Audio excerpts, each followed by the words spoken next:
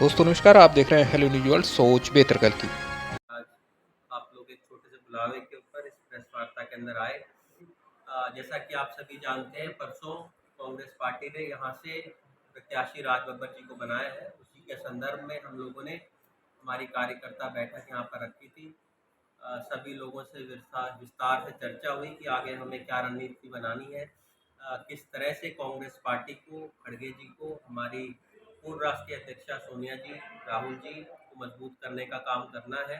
और सभी ने बहुत अच्छे अच्छे सुझाव यहाँ पर दिए और सभी को देखते हुए आने वाले समय के अंदर हम हमारी रणनीति बनाएंगे। किस तरह से गांव-गांव जाकर, शहरों के अंदर, वार्डों के अंदर हम प्रचार करेंगे कि कांग्रेस पार्टी ने पिछले 10 सालों में जब हमारी सरकार हरियाणा और देश में रही, जो विकास कार्य कराए, और पिछले 10 साल जो इन लोगों के रहे, जो केवल मात्र झूठे वादे और घोटालों के हम लोगों ने 10 साल देखे।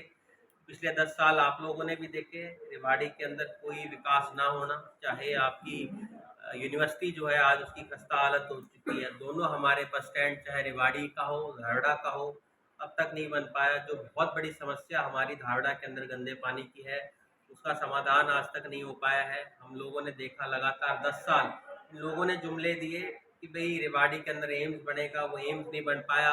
इन्होंने बदलाव किया। इस क्षेत्र से सबसे ज़्यादा लोग जो फौज के अंदर जाया करते थे, उसको भी इन्होंने ठेकेदारी प्रथा करते हुए 4 साल के लिए कर दिया। और जिस प्रकार से इनके अपने सांसद ये कहने लग रहे हैं कि अगर हमारी सीटें आ गई अब की बार तो हम संविधान को बदल देंगे। ये संविधान बाबा साहब ने बनाया था। इसको बनाने के अंदर कितने लोगों के अनेकों सुझाव थे। आज हमारा देश जो सभी वर्गों को साथ लेकर चल रहा है, उसके अंदर सबसे बड़ा योगदान अगर किसी चीज़ का है तो वो बाबा साहब का है, जिन्होंने इस संविधान को बनाया। आज मुझे लगता है कहीं न कहीं ज़रूरत है हम सब लोगों को, जो कांग्रेस पार्टी के कार्यकर्ता हैं, कि देश भर के अंदर जाएँ, कांग्रेस पार्टी को और मजबूत करने का काम करें। आप लोगों ने भी देखा होगा, जब हरियाणा के चुनाव थे, तब लगातार एक प्रचार ये लोग करा करते थे 75 पार, 75 पार का। अभी चुनाव शुरू होने से पहले इन्होंने बहुत प्रचार किया 400 पार का, 400 पार का। पर हम लोगों ने जिस प्रकार से देखा, 2 अभी फेज़ों के चुनाव हुए हैं, उसके बाद लगातार आज आप लोगों को 400 पार के जो नारे हैं, वो इनके नारों से गायब होते नज़र आ रहे हैं। ये दर्शाता है कि लोगों के अंदर भारी रोष भाजपा के प्रति आज है। और मुझे लगता है इसी को देखते हुए हम लोग लोगों के बीच में जाएंगे, अपने मुद्दे रखेंगे। जो विकास कार्य कांग्रेस पार्टी ने यहाँ पर किया था, आप सभी जानते हैं, कैप्टन साहब ने बहुत मेहनत यहाँ पर 2019 के चुनाव में भी की थी। करीबन हमें 5 लाख मत तब आए थे और विपरीत हवाओं के अंदर भी दूसरे नंबर पर सबसे ज़्यादा मत अगर किसी को मिले थे तो कैप्टन साहब को मिले थे। और करीबन 450-500 गाँव में उन्होंने लोगों के बीच में गए भी थे। और मुझे लगता है उस चीज़ का फ़ायदा जो है वो हमारे यहाँ पर जो प्रत्याशी बनाए गए राज बब्बर जी को, उसका अवश्य मिलेगा।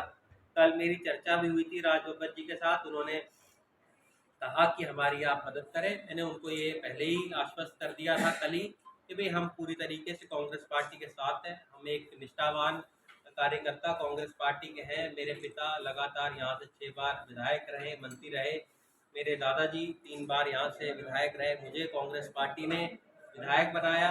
पिछले दिनों में 2010 में प्रदेश अध्यक्ष के रूप में काम किया, फिर राष्ट्रीय सचिव भारतीय युवा कांग्रेस के अंदर बनाया और अभी ताज़ा में राष्ट्रीय सचिव भारतीय राष्ट्रीय कांग्रेस के अंदर बनाया है। तो मुझे लगता है हम सब लोगों की एक ही इच्छा है कि यहाँ से 10 की 10 सीटें कांग्रेस पार्टी जीते।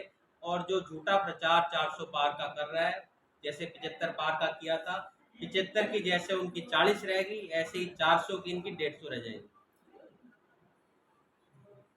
मनोवैज्ञानिक रूप से इतनी देरी से टिकट दे रही हुई, कहीं ना कहीं आप नहीं लगते पिछड़ गए? आप इतनी देर से टिकट आपने लगातार कई ट्वीट करके कहा कि जल्द से जल्द कर दें। देखिए, मेरा ये लगातार मानना था कि कांग्रेस पार्टी फैसला चुनाव के टिकट का करते हैं, क्योंकि असमंजस की स्थिति जो होती है वो कहीं ना कहीं लोगों के मन में थी कि भाई अगर हमारा प्रत्याशी जल्दी आ जाएगा तो प्रचार करेगा।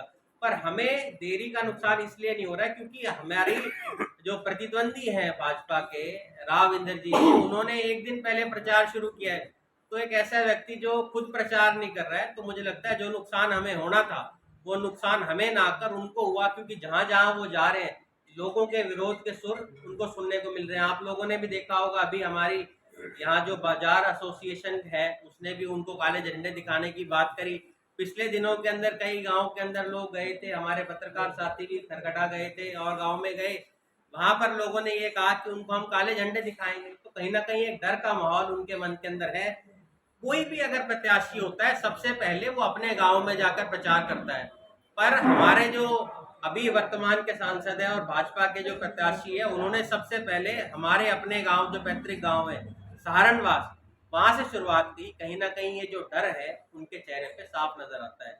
और जिस तरह से भीड़ गायब है उनके कार्यक्रमों से, आप लोगों ने भी अगर जाकर देखा होगा, उनके गांव में लोग सुनने वाले नहीं आ रहे। तीन तीन चार चार गांव के कार्यक्रम कर रहे हैं, तीन तीन चार चार वार्ड के मिलकर कार्यक्रम कर रहे हैं, वहां 100 लोग इकट्ठे नहीं हो पा रहे। ये दर्शाता है कि लोगों में भारी रोष उनके प्रति है और झूठा वो प्रचार ये करते हैं। हम देख रहे थे कई जगह उन्होंने कहा कि यहाँ के पार्षद हमारे साथ हैं, यहाँ के सरपंच हमारे साथ है, जबकि वहां के सरपंच वहां मौजूद नहीं होते हैं। तो मुझे लगता है डर का माहौल जो राव इंद्रजीत जी के मन में है वो आज जनता देख भी रही है। और मुझे लगता है आने वाले समय में जब 25 तारीख को चुनाव होंगे तो भारी बहुमत के साथ कांग्रेस पार्टी का प्रत्याशी यहाँ से जीतेगा। आज अगर बैठक हुई है तो ऐसे में कैप्टन साहब नाराज है, तो कहीं ना कहीं माना जाता है कि कैप्टन साहब अभी भी कहीं नाराज है। हाईकमान जिस तरीके से उन्होंने कहा कि टिकट बंटवारा ठीक ढंग से नहीं हुआ, हाईकमान से बात करेंगे। देखिए, आज जो हमारी बैठक थी वो रेवाड़ी विधानसभा की बैठक थी। यहाँ से मैं विधायक हूँ, तो एक विधायक होने के नाते मैंने यहाँ से आज बुलाई थी। कप्तान साहब आने वाले समय में जब उनकी बात हो जाएगी तो प्रचार करेंगे। देखिए, एक जो राष्ट्रीय ओबीसी सेल के वो चेयरमैन भी है, उनका जो कार्यक्रम है काफी दिन पहले बन जाता है, पहले से उनका तय कार्यक्रम था, इस वजह से वो नहीं आ पाए। पर मुझे ऐसा प्रतीत हुआ कि हमें जल्द जुट जाना चाहिए चुनाव में, क्योंकि कुछ देरी हुई 2-3 दिन की हमारी टिकटों वितरण के अंदर। तो उसके लिए हम लोगों ने आज मीटिंग यहाँ पर बुलाई है और मुझे लगता है हमारा जो कार्यकर्ता है, हर कार्यकर्ता कप्तान साहब बन के लोगों के बीच में जाएगा, बहुत मजबूती के साथ काम करेगा और कांग्रेस पार्टी को मजबूत करेगा। कांग्रेस गुड़गांव में कहा है कि मैं कप्तान साहब को खुद मनाने जा रही हूँ। देखिए, मनाने की बात तो तब होएगी जब कोई नाराज होए। हमारी जो नाराजगी थी वो केवल इतनी थी कि भी कप्तान साहब ने लगातार, पिछला चुनाव आप लोगों ने देखा होगा, हमने 5 लाख मत लिए, दूसरे नंबर पर देश भर के अंदर उन्होंने लगातार लोगों के बीच में गए थे और कार्यकर्ताओं का मन था कि कप्तान साहब चुनाव लड़े। अब पार्टी हाईकमांड ने फैसला कर दिया राज बब्बर जी को टिकट मिलेगी, तब उसके बाद अगर हमें कोई नाराजगी होती तो हम यहाँ बैठक ना रखते। इस बैठक को रखने का मकसद ही ये था कि लोगों में ये मैसेज ना जाए, हमारे प्रतिद्वंदी ये सोचकर खुश ना हो कि भाई हम पार्टी से कोई बगावत करेंगे। हमारा एक ही मकसद रहेगा, यहाँ से जो कैंडिडेट है उसको हम लोग जिताएं, उसको भारी मतों से यहाँ भी जिताएंगे, बावल भी जिताएंगे, पटौदी भी जाएंगे। और बड़ी अजीब बात है, हमारे यहाँ से जो सांसद है, मुझे अभी याद आया, आप लोगों ने भी कवर किया होगा, सहारनवास गांव में कार्यक्रम था, वो 3 गांव का कार्यक्रम था, सहारनवास का और बालावास शहीर का और लादुवास शहीर का और खड़गवास का। हमारे सांसद जी जब लगातार दे रहे थे भाषण, तब वो कह रहे थे यहाँ पर जो लोग आए हुए हैं वो सहारनवास से हैं, लादुआ शहीर से हैं और खरखड़ा से हैं। जब हमारे सांसद को ये नहीं पता कि खड़गवास और खरखड़ा में क्या फर्क है, आप देखें ऐसे व्यक्ति को हम चुनते हैं जिसको गांव के नाम तक नहीं पता। आप लोग उनकी अगर फेसबुक की पोस्ट देखेंगे तो उनको मैं आपके माध्यम से सुझाव देना चाहूंगा, किसी सही व्यक्ति को रखें।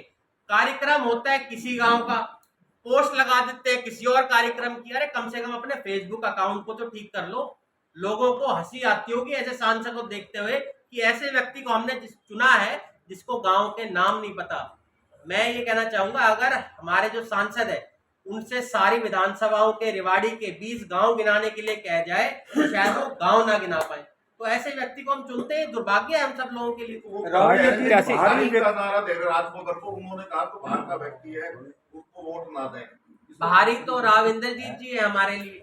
एक हम यहाँ के व्यक्ति को बनाते हैं और वो जाकर यहाँ से चला जाता है, या तो विदेश में रहता है या गोल्फ खेल रहा होता है या दिल्ली में रह रहा होता है।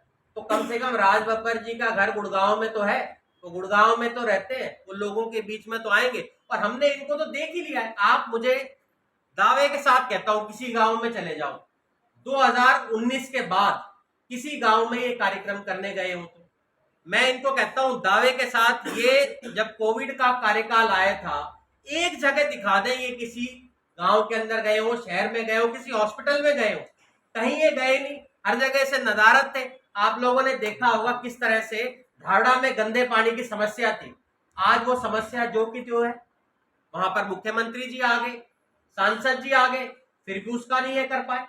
ये दर्शाता है कि ये बिल्कुल निकम्मी नकारा सरकार है। आप लोगों ने भी देखा होगा, लगातार हम लोग देख रहे हैं कि किस तरह से ये कहते थे मनोहर लाल जी ने बहुत अच्छा काम किया। अगर मुख्यमंत्री जी ने बहुत अच्छा काम किया था तो मुख्यमंत्री जी को क्यों बदल दिया?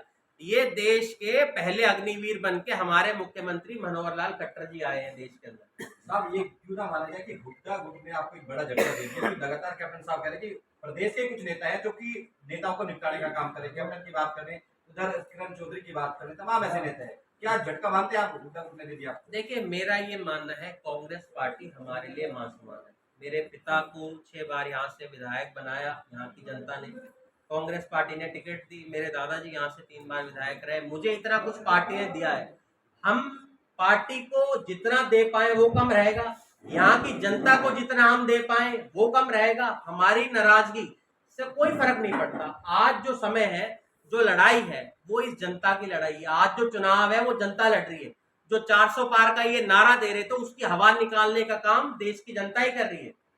तो मुझे लगता है आज जो मुद्दा है वो ये मुद्दा नहीं है कि कप्तान साहब लड़ रहे हैं या राज बब्बर लड़ रहा है या चिरंजीव लड़ रहा है। आज जनता इस चुनाव को लड़ रही है। जनता को जो दुख है, जो महंगाई आज है, जो बेरोजगारी है, देश के अंदर 83% युवा बेरोजगार है, तो भली बात ही समझ सकते हैं देश के क्या हालात होंगे।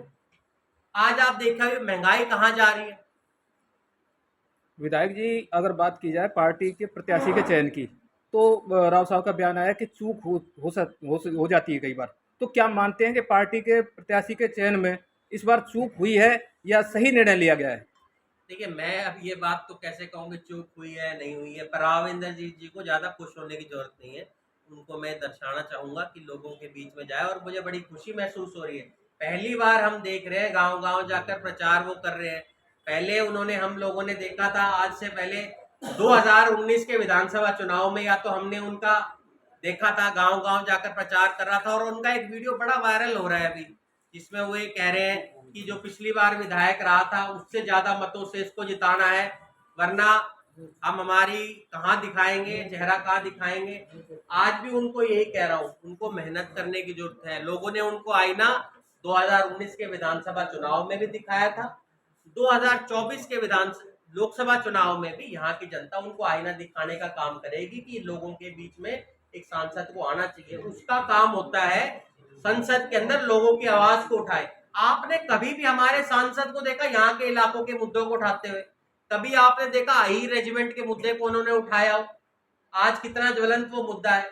अग्निवीर का कितना बड़ा मुद्दा है, उसको कभी आप लोगों ने देखा हो? एम्स के लिए उन्होंने कभी आवाज उठाई हो? बस स्टैंड के लिए उन्होंने आवाज उठाई हो? मेट्रो के विस्तार के लिए उन्होंने आवाज उठाई हो? मेट्रो जहां है वहीं आज खड़ा हुआ है।